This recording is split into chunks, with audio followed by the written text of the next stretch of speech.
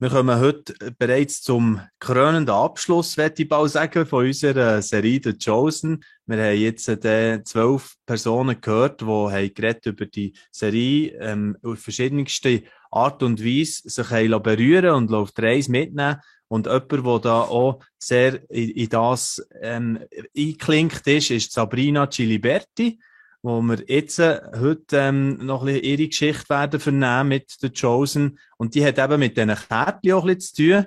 Das schicke ich gerade mal voraus, gell? Ihr habt nämlich sogar bei euch in der FMG und einfach, wo du auch bei den Teens, bei den Jungen mitschaffst, habt ihr so Kärtchen gestaltet. Sag doch zuerst gerne ein paar Worte zu denen. Ja, die Kärtchen, die du dort hast, die sind, unsere The Chosen-Kärtchen, die sind wirklich entstanden, im Gespräch, im Dialog miteinander. Und einmal, wo wir zusammen auf der Straße gefunden haben, hey, Gott redet doch heute noch genauso wie zu Zeiten von The Chosen, wie das auch dort aufgezeichnet ist und beschrieben ist von der Bibel. Und wir haben einfach das Gefühl gehabt, wir wollen, ja, rausgehen mit Kärtchen, die genau das sagen, haben dann verschiedene Leute haben dort mitgearbeitet, für das wir jetzt einfach dort hier mit denen rausgehen können. Das ist mega cool. Ja, wirklich. Also mit QR-Code, wie das heute muss sein, oder? Wo man möglichst schnell auf die App kommt, Mhm. so, gell? Und nachher kann einsteigen mit Schauen bei dieser Serie The Chosen. Ja, wie hat's denn dir eigentlich der Ermo reingenommen, ganz am Anfang, Sabrina? Bei mir hat es schon ganz früh angefangen, dass ein paar Kollegen gesagt haben, hey, komm mal, schau doch mal die Serie. Und mega lang habe ich es irgendwie rausgestüdelt. Dann denke ich, ja, besser zu tun. Ich schaue nicht so gerne Filme, mir denke, das ist ein bisschen Zeitverschwendung. Man hat doch besser zu tun im Leben, als Filme zu schauen. Und irgendwann hat es dann aber eine Gruppe gebildet, die das hat angefangen zu schauen. Und ich habe nachher, die sind mir voraus gewesen, habe das dann selber weitergeschaut und dann hat es mich einfach ich habe wirklich bei jeder Staffel gerannt und es hat mich jedes Mal berührt, immer wieder so einen neuen Wert zu sehen in diesen Herzen von diesen Menschen, die Jesus nachfolgen und zu sehen, wie individuell dass die angesprochen werden von Jesus und wie krass dass das ist, wenn Gott eben rausgeht und Menschen fischt. Genau. Ja, wo die Szene haben, Menschenfischer-Szene, die ist zum Beispiel auch schon allein total überwältigend, oder? Wie er den Fisch fangt und dann steht der Jesus dort und die Gesichter zu sehen und alles, wie das gespielt wird, auch, wie sie das wirklich reingebracht und erzählen, ist gewaltig. Genau, aber die fasziniert vor allem auch noch eine andere Person, oder eine Person oder zwei so von den Jüngern, glaube ich, gell, wo du so ein bisschen gesagt hast, ja, das hat dich sehr bewegt, die Reise, die sie machen mit Jesus. Erzähl uns doch dort gerne noch ein bisschen mehr. Also ganz eine krasse Szene finde ich die von Johannes und dem Jakobus, wo sie rausgehen, mit Jesus unterwegs sind. Und nachher kommen, ich glaube, es sind die Pharisäer, die kommen und sagen irgendwie gegen Jesus irgendetwas und die zuerst her und sagen, lass Feuer vom Himmel abregnen. So, hey, vernicht es, mach, zeig deine Präsenz. Und ich glaube, jeder Mensch hat in seinem Herz so Werte, wo Gott hineingelegt hat, wo das Schöne auch sind. Und das ist, Gerechtigkeit ist ein mega schöner Wert. Aber dort wird Gerechtigkeit zur Selbstgerechtigkeit. Und das ist etwas, was ich immer wieder entlarve in meinem Herz. Dass ich eine Idee habe, eine Vorstellung, wie Gott etwas machen muss. Und nachher sage ich ihm, hey, lass die Feuer vom Himmel abregnen. So ist das nicht richtig. Und mir hat's mega in die Knie gezogen und zeigt einfach auch, hey, Gott ist der, der sie in der Hand hat. Gott ist der, der die Chosen Heart in der Hand hat. Wo jeder einzelne Mensch von uns in der Hand hat. Der mit uns seinen Weg geht. Und er möchte mit uns eine ganz konkrete Beziehung haben. So wie das ist, face to face, so wie du das brauchst und wie ich das brauche. Und das finde ich vor allem cool. Genau. Und die zwei sind mir einfach mega ähnlich irgendwie.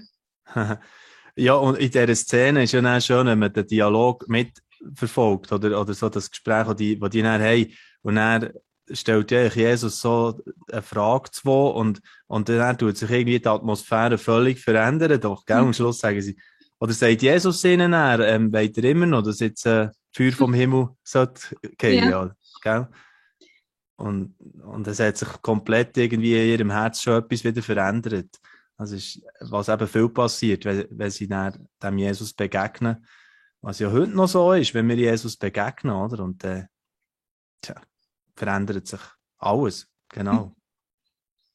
Ja, Und auch eine mega krasse Szene finde ich die, wo sie dann in der Gruppe hocken, alle zusammen. Und dann kommt, ganz am Schluss ist die, und dann kommt der Petrus und klagt der Matthäus an und sagt ihm, du bist sowieso so ein Heuchler. Und dann, was passiert? Beim Jakobus geht das Gerechtigkeitslämpchen an. Ich kenne das Lämpchen. Das Lämpchen geht an und er sagt, hey, so kannst du nicht reden. Und dann sagt Petrus ihm, das stimmt. Aber weisst, bei dir ist ja das Gerechtigkeitslämpchen nur angegangen, weil du selber gerecht willst sein. Weil du jetzt hier willst gut dastehen. Und dass wie er am Schluss dann die ganze Szene so dreht und Jesus mit dem Punkt kommt, dass eben auch in der Gemeinschaft unter Christen nicht darum geht, wer jetzt der Grösste und der Wichtigste ist und wer jetzt der Selbstgerechte ist, sondern Gott, der der Grösste ist. Wow. Genau, und eben, du hast eingangs schon gesagt, oder wir haben mit diesen Kärtchen gestartet, wir hören auch ein bisschen mit denen auf und mit so einem Appell eigentlich auch für die Leute. Ich meine, das mache ich schon über die ganze Serie, ganz offen und ehrlich, sagen, hey, die Serie, ich glaube, die hat irgendwie etwas reinzusagen in die Zeit, da ist ein Segen drauf und da bin ich überzeugt. Und ist auch cool, ein bisschen zu hören, die Stimme eigentlich von den Jungen, so, wo du ja auch ein bisschen in Kontakt stehst, ne, stark, also auch über die Teensarbeit eben. Merkst du das auch, dass das so etwas anspricht im Herz von der jungen Generation? Ich finde es mega krass, wie fest dass ich das Gefühl habe, dass es sie berührt. Ich habe das Gefühl, es gibt Leute, die es fast nicht schauen können. Ich habe wirklich auch Teenies, die sagen, es erschreckt mich irgendwie, es macht Gott so gegenwärtig. Und wenn das wahr ist, dann muss ich mir Gedanken machen über mein Leben. Und ich finde es eben sehr krass, wie fest dass das in die Leben redet und zeigt, hey, da ist etwas. Und ja, das habe ich das Gefühl, es berührt ganz fest auch die Jungen. Mhm. Wow. Hey, danke vielmals, Sabrina, Giliberti, dass wir da dürfen ein bisschen Einblick bekommen, wie ihr das macht, eben mit Jungen in der FMG in Oberburg. Ist das richtig, gell? Genau, also das Teamscamp, das ja da ist vom Verband aus. Genau, national. Aber bei FMG Oberburg, ja. Okay. Hey, super. Bleibt dran so. Das hat mich sehr gefreut, dein Herz ein bisschen zu spüren jetzt hier. Auch wenn es über Zoom ist, aber trotzdem, man kann sehr viel mitbekommen. Und ja, sind wir gespannt, wie es mit der Chosen weitergeht. Im Moment warten noch auf die 3. Staffel. Wir alle. Genau. Aber die Geschichte wird gleich weiterverzählt und wird sicher wieder ganz viele so Begegnungen geben, wie eben die, wo deine Favoritenszene ist, mit diesen Donnersöhnen, dort, was Jesus dort hier reinbringt und wie er die ganze Atmosphäre eben verändert. Danke vielmals noch einmal, Sabrina, und wünsche dir eine schöne Frühlingszeit. Bis zum nächsten Mal, bei irgendeiner anderen Gelegenheit vielleicht wieder. Merci. Und darf ich noch eine Geschichte teilen? Ja, tu doch noch, gern. Ich würde gerne noch Ermutigung aussprechen, weil du hast gesagt, der Chosen geht weiter in Staffeln. Ja, aber der Chosen ist in deinem Leben und in meinem Leben jeden Tag weitergehen. Wir sind der Chosen, wir sind die Auserwählten. Und mich hat so beeindruckt, als ich einmal rausgegangen mit so einem Kärtchen, hat es einen jungen Mann gehabt, er ist irgendwie von Amerika oder so, ist er hierher gekommen, wir sind zu ihm hergegangen, haben ihn angesprochen. Und er ist zu uns gekommen, er hat uns ein Gipfel gebracht als Merci, dass wir ihm die Karte gegeben haben. Und er hat gesagt, "These are Jesus people." Das sind Jesus-Leute. Und mir ist so eingefahren. Ich habe gedacht, genau so wie die rausgehen, dort in dieser Geschichte, gehen auch wir raus und sind mit in dem innen. Jeden Tag, wenn wir rausgehen. Und ich möchte echt sagen, hey, das geht nicht weiter, wenn die Staffel weitergeht, sondern mit jedem Moment, wo ihr rausgeht. Yes. So cool, da gibt es gar nicht mehr dazu zu ergänzen. Schöner Abschluss. Danke dir herzlich, Sabrina. Und genau, alles Gute, Gottes Segen. Dieses Video ist nur möglich dank freiwilliger Unterstützung der Community.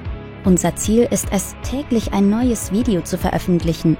Um dieses Ziel zu erreichen, suchen wir 365 Videopartner, die uns mit je 150 Franken pro Jahr unterstützen. Als Videopartner trägst du direkt dazu bei, dass noch mehr Menschen das Evangelium hören und im Glauben ermutigt werden.